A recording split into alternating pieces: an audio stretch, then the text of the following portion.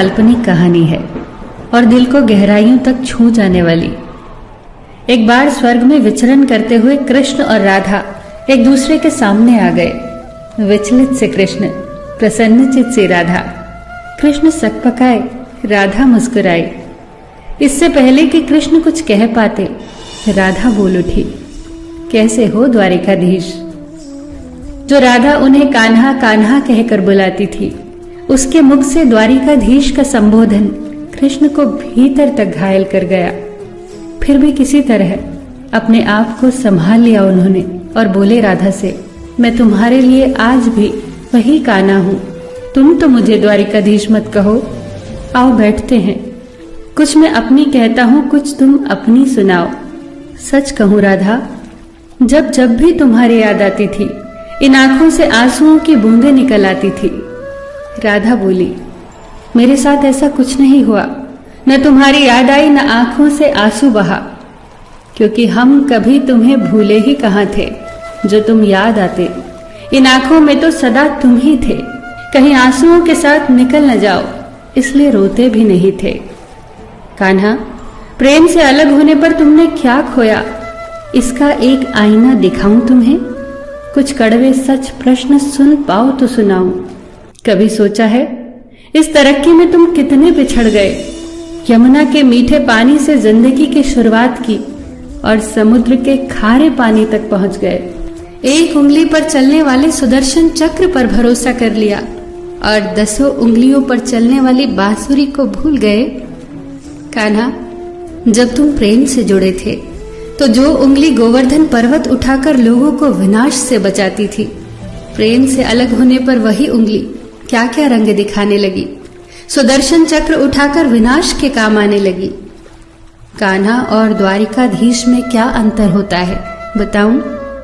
कान्हा होते तो तुम सुदामा के घर जाते, सुदामा तुम्हारे घर नहीं आता। युद्ध में और प्रेम में यही तो फर्क होता है।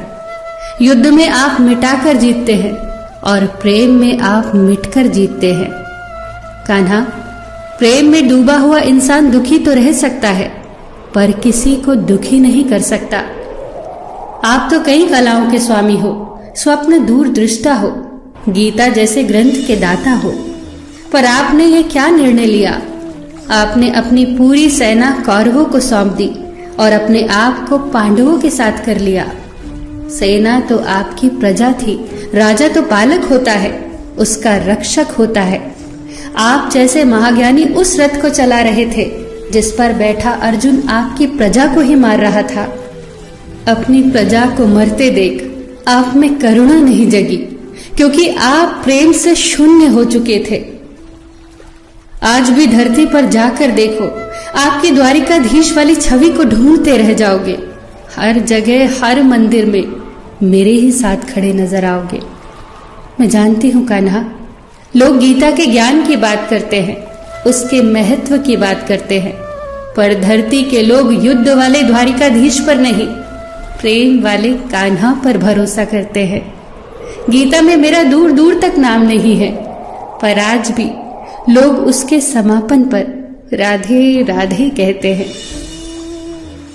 ये कहानी काल्पनिक जरूर है, पर इसके भीतर छिपी सीख बहुत महत्वपूर्ण है।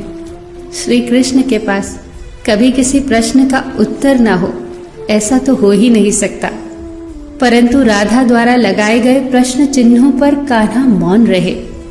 यही तो है प्रेम में समर्पण का भाव। पराक्रम में हमें हर किसी को हराना होता है, तब भी हम जीत कर भी हार जाते हैं, परंतु प्रेम में एक ही कईयों का दिल जीत लेता है। सही कहा है कि छोटी सी उंगली पर पूरा गोवर्धन पर्वत उठाने वाले भगवान श्री कृष्ण छोटी सी बांसुरी को दोनों हाथों से पकड़ते थे।